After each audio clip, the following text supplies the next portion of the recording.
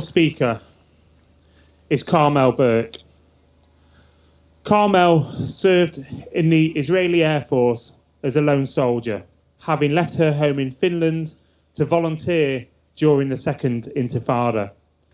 She was decorated for outstanding service. She is the chair of Manchester UJIA and is a board member of the British Israel Chamber of Commerce. Please welcome Carmel.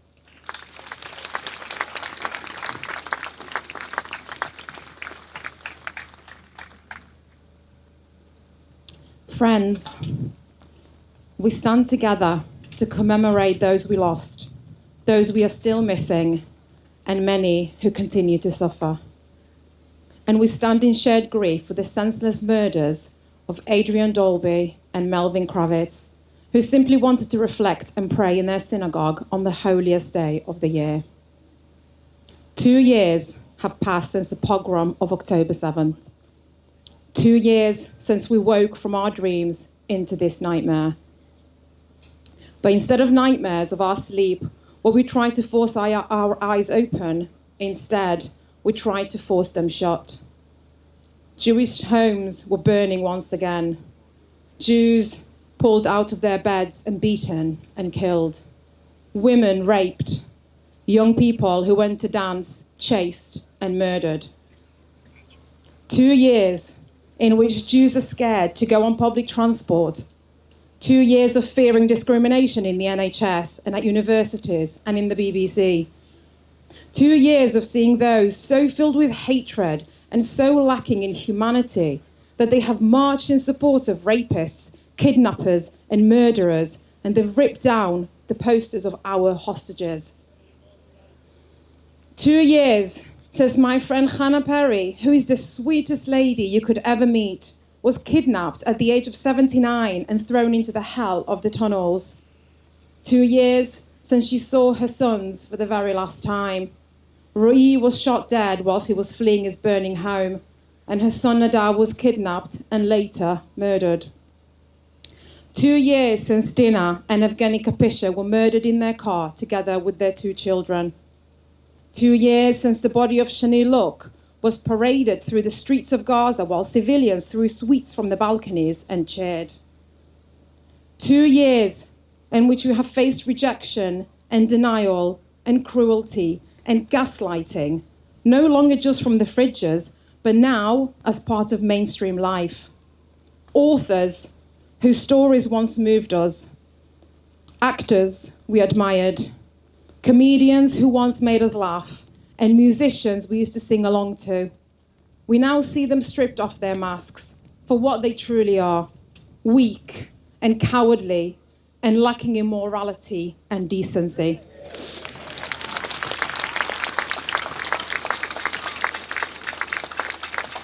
For Jewish students, it's no longer enough to choose a university based on where offers the best courses or the best social life, but now where they will be safest.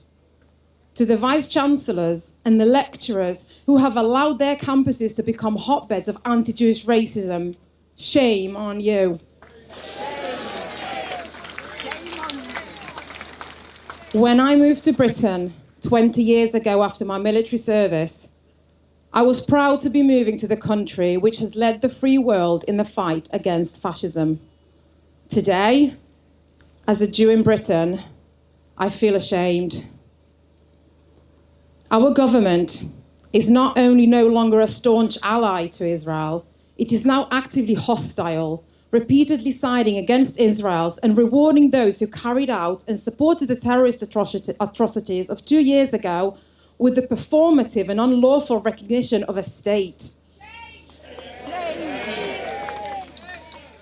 Since Jews were allowed to settle in England, has there ever been a time where so many Jewish families have sat at their Shabbat tables and discussed whether we have a future here than under this one? And as gangs of the hateful have gathered in our streets in the immediate aftermath of the Yom Kippur attack to celebrate the slaughter of Jews, I ask our Prime Minister, is this what you meant when you said you would do everything in your power to keep us safe? Well, know this. Whatever happens, we will not be silent. We will shout. We will not go quietly. Know this. The words, never again, are not our plea. Those words are our promise to the world. Never again. Because it's very simple. If you stand with Israel, you stand with freedom, you stand with democracy, and you stand with the rule of law.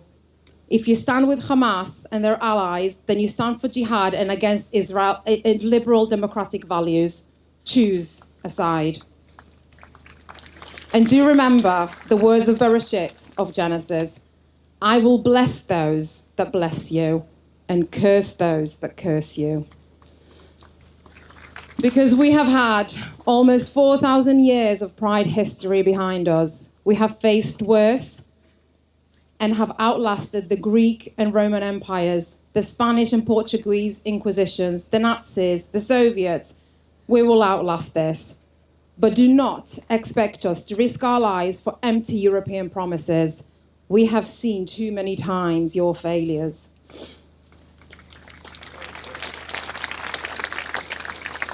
We are not alone today. There are many standing here today in body and in spirit from outside of the Jewish community. To be a friend of Israel and of the Jewish diaspora at this time takes two things. It takes moral clarity and it takes bravery.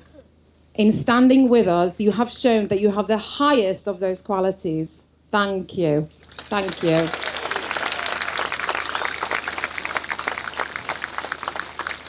The hatred we have faced, the cruelty our brothers and sisters have suffered, has made us closer. We have shown strength and unity, but it's not enough. We must all do more.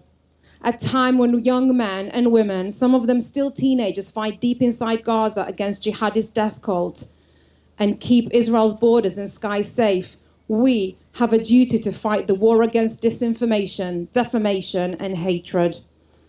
As a former soldier, I can attest to the reliance and determination of the magnificent young men and women of the IDF. We must match that courage.